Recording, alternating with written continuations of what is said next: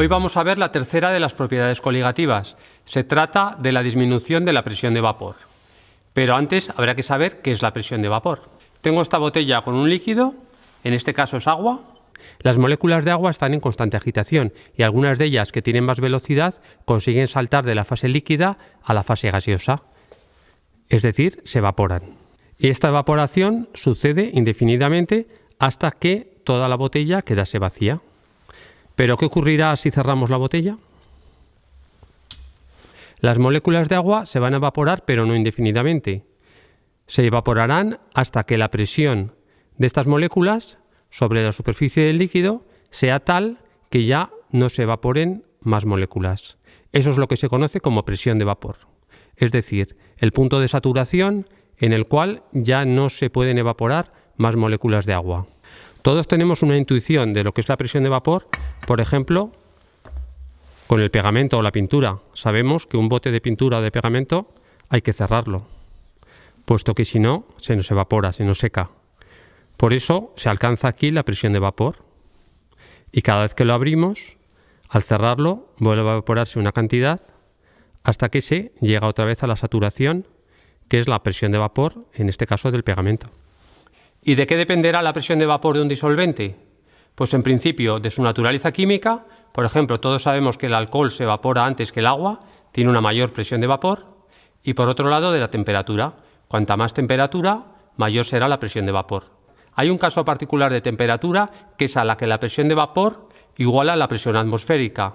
Y en ese caso es cuando se alcanza el punto o temperatura de ebullición. Voy a poner sobre esta placa de vidrio una gota de agua destilada, una gota de alcohol etílico o etanol. Observad cómo el alcohol etílico tiene menor tensión superficial y la gota sale más aplastada. Y una gota de acetona.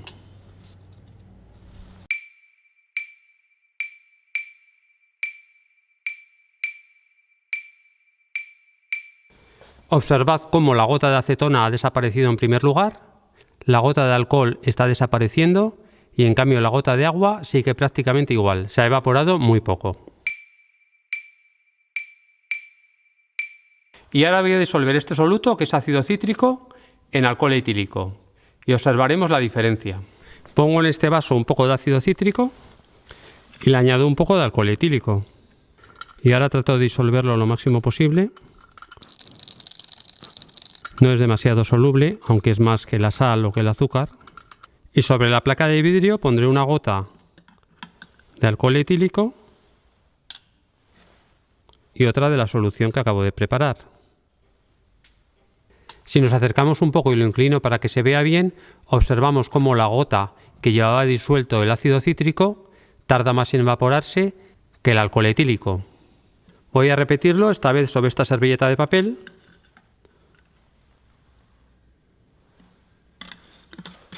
A ver si conseguimos que se vea mejor.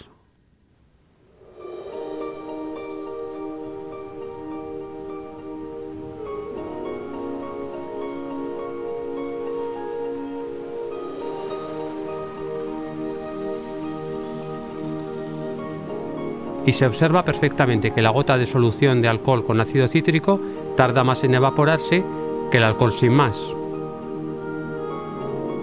Al añadir soluto hemos disminuido la presión de vapor del disolvente y es por ello que se evapora menos. ¿Y esto a qué es debido?